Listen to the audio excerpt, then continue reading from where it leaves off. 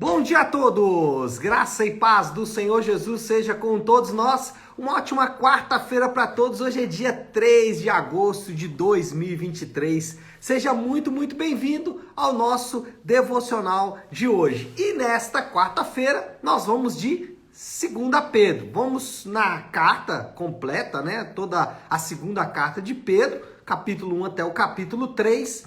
E eu já quero ler o texto aqui para a gente começar a falar sobre ele. O texto que eu separei é 2 Pedro, capítulo 3, versículos 17 e 18, que diz assim, 2 Pedro 3, 17 e 18. Portanto, amados, sabendo disso, guardem-se para que não sejam levados pelo erro dos que não têm princípios morais, nem percam a sua firmeza e caiam. Cresçam, porém, na graça e no conhecimento de nosso Senhor e Salvador Jesus Cristo. A Ele a glória agora e para sempre. Amém. Bom, a segunda carta de 1 Pedro... segunda carta de 1 Pedro é ótimo, né? A segunda carta de Pedro, ela é tanto positiva como negativa. Aqui nesse texto que acabamos de ler, a gente tem um resumo de tudo aquilo que Pedro apresenta na sua correspondência. Nesse texto, e inclusive é o tema do devocional de hoje, guardar e crescer. Nesse texto, Pedro concluindo, está difícil, hein? Pedro concluindo, né? Ele fala, portanto, então ele está concluindo tudo que ele falou, e ele ainda fala mais, né? Portanto, amados, sabendo disso o quê? Sabendo do que ele disse anteriormente.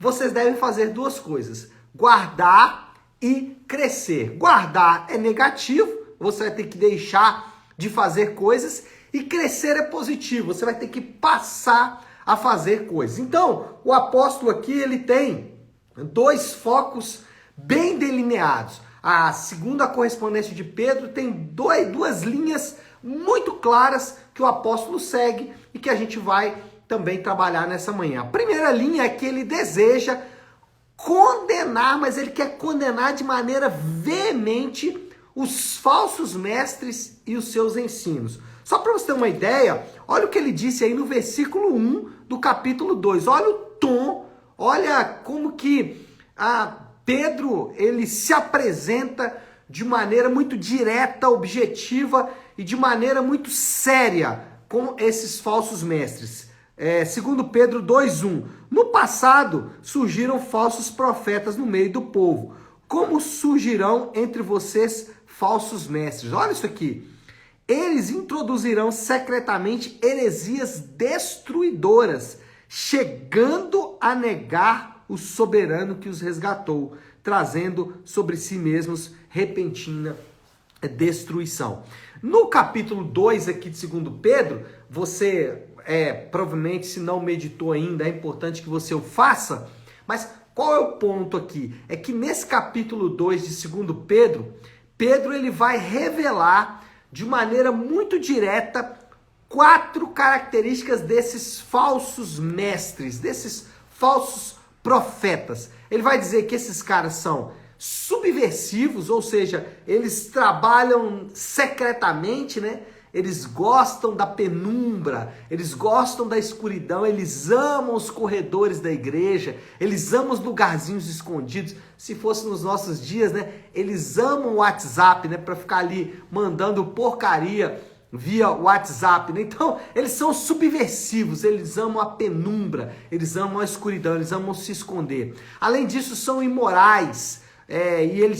Pedro chega a citar aqui que eles amam o adultério. São avarentos e a avareza deles se manifesta na comercialização da fé. Parece que Pedro está falando dos nossos dias, né? E por último, eles são desonestos. São desonestos, caloteiros, né? Trambiqueiros, enfim, fazem todo tipo de ações que são vergonhosas. Talvez o grande ensino que a gente vai ter aí, e isso é valiosíssimo para todos nós, é que nem todos que falam em nome de Deus são enviados por Deus. Muitas pessoas podem estar falando em nome de Deus, podem estar usando o nome de Deus para as suas tarefas ou as suas atividades imorais, mas o ponto é que eles não são enviados de Deus. Quem os enviou é outro, né? Quem os enviou é Satanás, o rei das trevas. E outra coisa que nós percebemos aí, na fala do apóstolo, é que a responsabilidade por desmascarar e confrontar o falso mestre é dos crentes, é sua, é minha. Nós é que somos chamados para desmascarar esses falsos mestres. Então algumas frases aí que a gente ouve no meio dos crentes devem ser rejeitadas, daquelas frases do tipo, ah não, mas ele está ganhando muita gente para Jesus. Então deixa lá, né? Está ganhando muita gente. Outra frase que a gente escuta bastante é aquela seguinte, não, que isso, a gente tem que ser mais compassivo, a gente tem que ser mais paciente, amoroso, gracioso, né, com essas pessoas. Não nos parece que é essa a recomendação do apóstolo. O apóstolo, ele diz, olha, os crentes são responsáveis por desmascarar esses indivíduos. Os crentes são responsáveis por confrontar esses indivíduos, confrontar o falso ensino deles. Agora, como eles são subversivos, é difícil, né? Por exemplo, o indivíduo prega, nem o esboço que ele usou, ele pode compartilhar. E por que ele faz isso? Porque ele está escondido nas trevas, né? Não tem ali um material que ele usou, ele não mostra suas origens, né? A sua confessionalidade, enfim. Ele se esconde porque é o caminho, é o lugar dele. Agora, quem é responsável por desmascarar esses indivíduos somos nós. E nós temos que usar quaisquer ferramentas para poder desmascarar esses falsos mestres. Na verdade, vamos ser bem honestos, gente, os falsos mestres se alimentam de falsos crentes. Os falsos mestres amam falsos crentes. E falsos crentes amam falsos mestres, né? Fala ao ouvido deles. Cada um ali é um processo de retroalimentação. Um gosta do outro. Eles vivem ali porque gostam mesmo. Lamentavelmente, em muitos casos, são pessoas que às vezes vão perder as suas economias, talvez economias conquistadas com muito esforço, mas no afã de ganhar mais economias, de ganhar mais dinheiro. Um exemplo apenas, tá?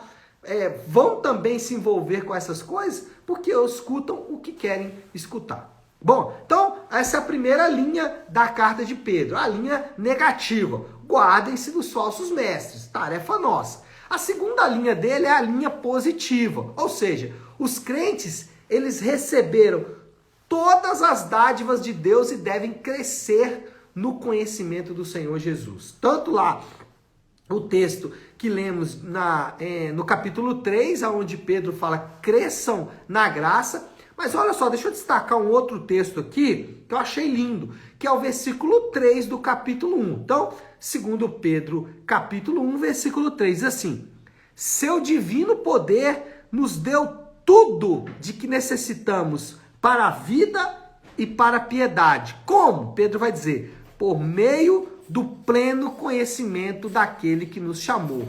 Como nós vamos receber todo o poder divino para a vida e para a piedade? Através do conhecimento do Senhor Jesus.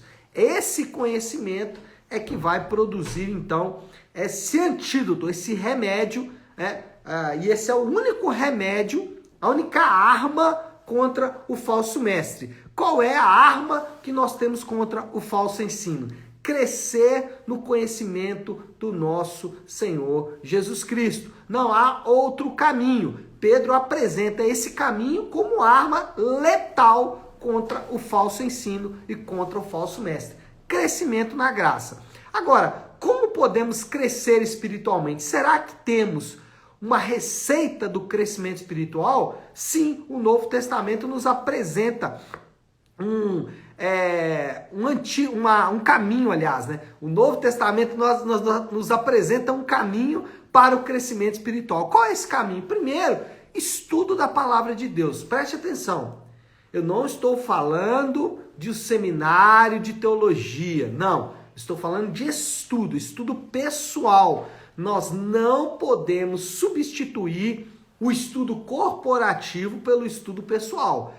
Todo crente é chamado a examinar por si próprio as escrituras. todo crente é chamado para ele estudar a palavra de Deus. É claro que os seminários vão cooperar, é claro que as escolas vão cooperar, é claro que o devocional vai cooperar, a pregação vai cooperar, enfim, nós vamos ter aí ferramentas e ferramentas e ferramentas e ferramentas que vão cooperar no estudo da palavra de Deus, mas nada substitui o exame de cada crente das Escrituras. Todo crente é chamado a fazer isso. E aí não importa se você gosta ou não, se você tem tempo ou não, se você, sei lá, não importa, não importa. Todo crente é chamado para estudar e examinar as Escrituras. Outra coisa, outro caminho para crescimento espiritual é a comunhão da igreja.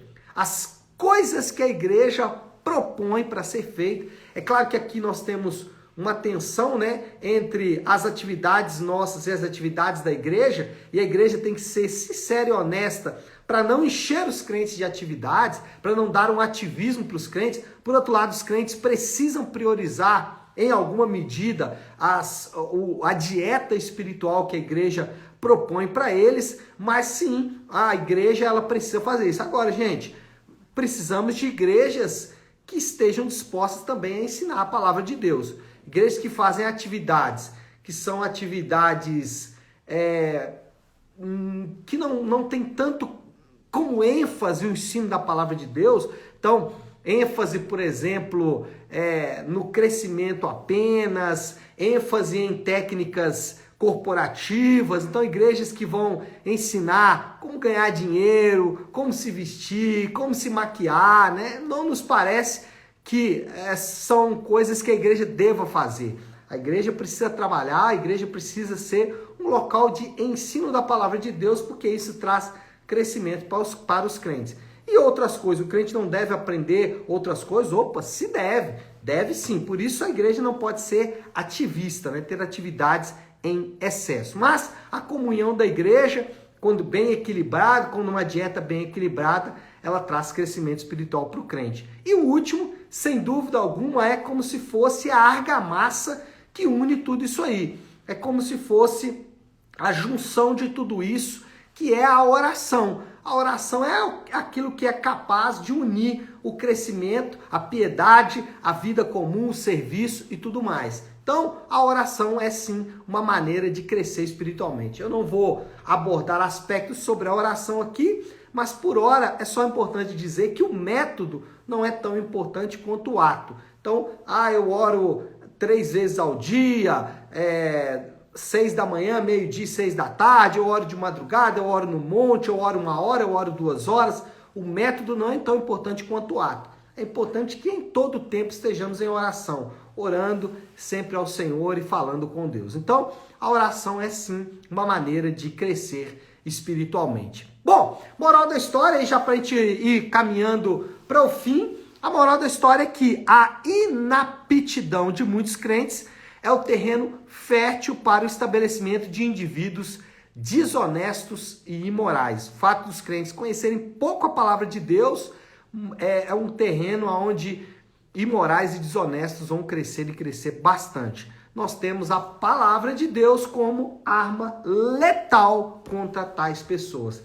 Acabamos com o falso ensino quando conhecemos a palavra de Deus. Desafio do Léo, então, aí, para esta quarta-feira, né? Interessante que só um último comentário aqui, ninguém vai dizer que é um falso mestre por vontade própria, né? Ninguém vai dizer, eu sou falso mestre. Não.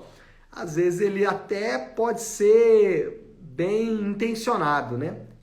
Eu tenho boas intenções. Mas se você não tem preparo para aquilo, mesmo tendo boas intenções, você vai fazer a coisa errada.